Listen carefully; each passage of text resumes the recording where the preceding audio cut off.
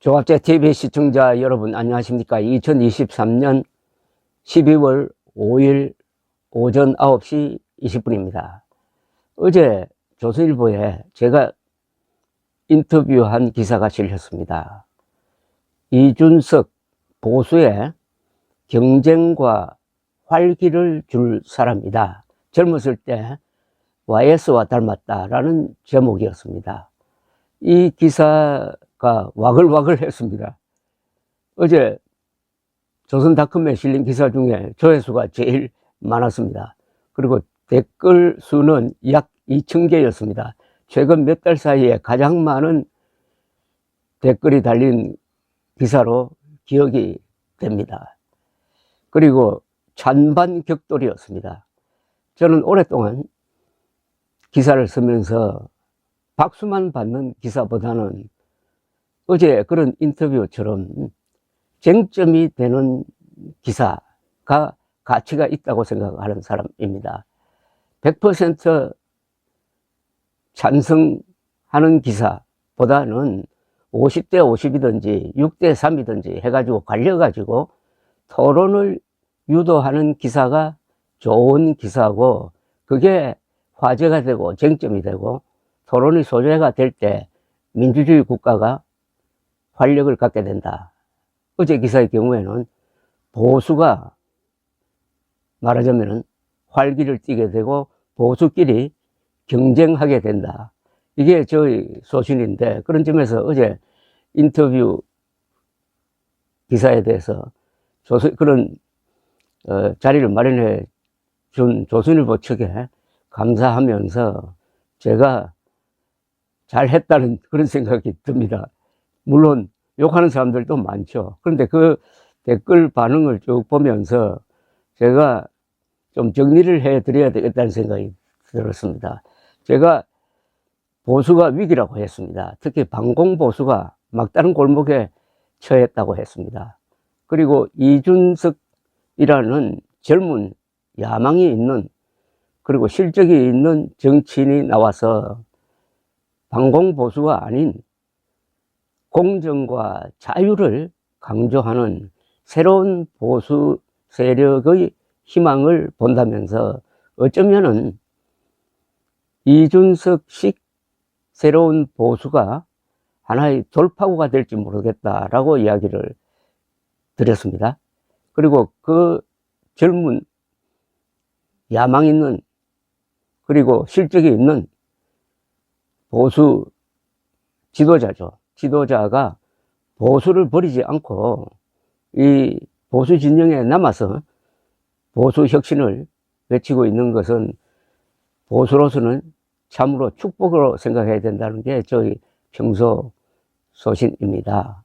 그러면 왜 보수가 이렇게 막다른 골목에 처했느냐 하면은 박근혜 정부 시절부터 보수가 팬클럽이 되고 말았습니다. 박근혜 정부 때는 박근혜 대통령 팬클럽 역할을 하다 보니까 박근혜 대통령이 탄핵의 국면으로 걸어가는 것을 막지 못한 책임도 보수에 있습니다. 물론 당시에 집권당을 포함한 보수라고 봐야 되겠죠. 특히 보수 지도층이 박근혜 팬클럽으로 전락해버렸다. 똑같은 패턴이 지금 윤석열 정부 와서 이루어지고 있습니다.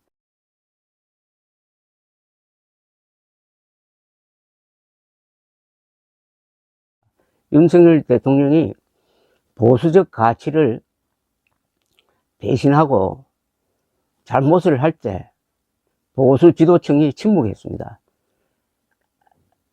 청와대에서 나와가지고 광화문으로 지무실을 옮기겠다고 하더니 거기에 장소가 나오지 않으면 다시 청와대로 들어가서 차분하게 계획을 하고 나와야 될 텐데 갑자기 국방부로 들어가겠다고 하면서 문제가 생겼습니다. 그리고 여론에 반하는 정책으로 그때부터 지지율이 떨어지기 시작했습니다. 그 결과 문재인 대통령이 취임할 때의 문재인 지지율보다 당선된 윤석열 지지율이 낮았습니다. 그리고 작년 여름 한 석 달 동안 계속된 이준석 대표 몰아내기 소동, 그 다음에 올 초에 있었던 김기현 대표 만들기 어떤 공작이라고 그럴까요? 이 3대 실수에 대해서 보수 지도층이 침묵을 했습니다. 팬클럽이 되어버린 거죠. 이 팬클럽이 되어버린 이 사람들이 어제 저를 비판하는 글을 집중적으로 올렸더라고요. 여기에 묘한 게 하나 겹칩니다. 그 이른바 보수 지도층 여론 형성하는 사람들이겠죠. 그런 사람들 중에는 4.15 부정선거 음모론자들이 많고, 음모론자들은 아니더라도 4.15 부정선거 음모론을 방치하고 방조하는 사람들이 많습니다. 이 두 개가 겹쳤습니다. 보수 지도층이 팬클럽이 되어버리고, 윤석열 팬클럽이 되어버리고, 동시에 음모론에 넘어갔습니다.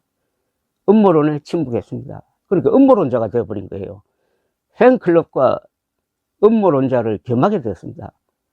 이게 바로 반공보수의 몰락을 재촉하지 않을까 하는 생각이 드는 것입니다. 그러나 이준석 전 대표의 가치는 뭐냐? 당돌하게도 현직 대통령의 잘못에 대어들고 아주 용감하게도 음모론과 싸우고 했으므로 반공보수의 막다른 골목에 돌파구를 만들어줄 수 있는 사람이다. 어떻게 보면 한국 정치인 중에서, 보수 정치인 중에서 가장 용감한 사람이다. 현존 최고 권력 그리고 선동된 언론과 싸운 그 유일한 사람이다. 용감한 사람이다. 그래서 제가 젊었을 때 YS를 닮았다는 표현을 쓴 것입니다. 바로 이 점입니다. 한국 보수의 위기는 팬클럽 플러스 음모론이라는 사실입니다. 팬클럽도 문제인데다가 음모론자가 되어버렸다 이겁니다. 근데 윤석열 대통령이 본인은 아마 부정선거 음모론을 믿지 않겠죠. 그러니까 사전투표하자고 강조했던 것 아니겠습니까? 그러나 음모론자들을 좋아하는 것은 확실합니다.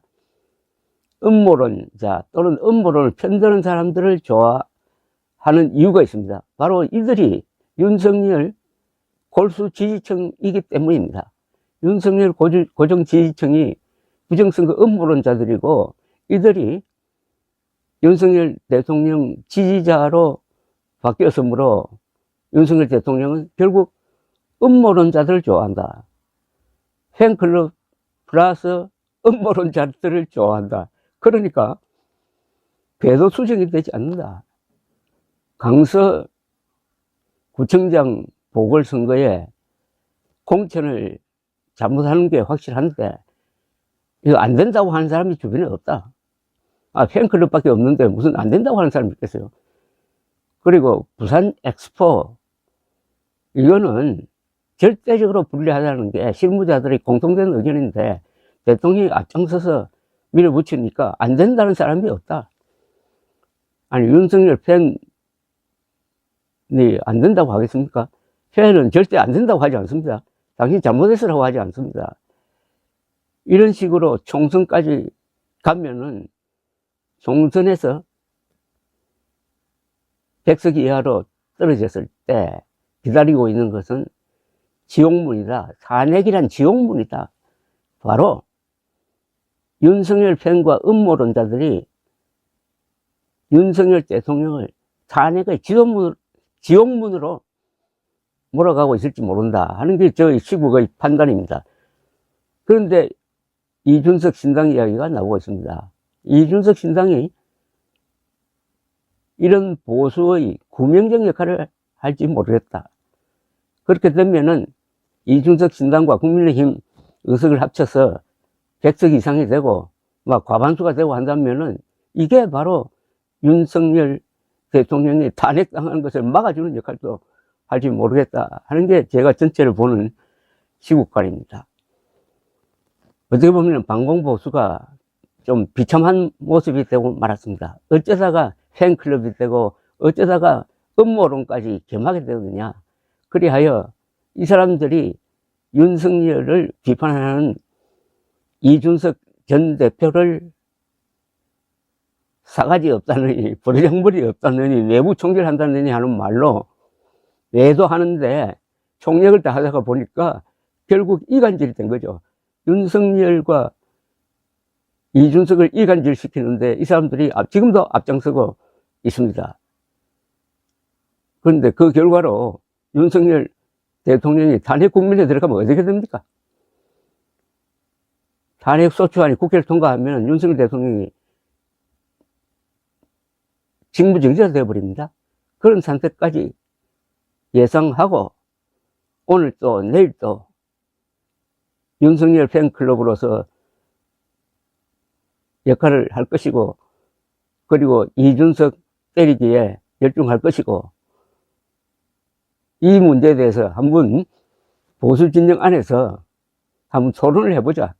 그래서 활기를 한번 불어넣자 하는 생각으로 조선일보도 그런 제목을 붙인 것으로 보입니다. 이준석 보수를 경쟁시키고 활기를 불어넣을 사람이다. 어느 정도 어제 나타난 현상은 경쟁, 보수와 보수가 서로 주고받고 치고받고 그렇게 함으로써 활기를 띠게 되고 그러려면 윤석열 팬클럽도 태도를 바꾸고 음모론에서 벗어나고 하면은 그게 바로 이준석 전 대표의 역할이 되는 것입니다. 감사합니다.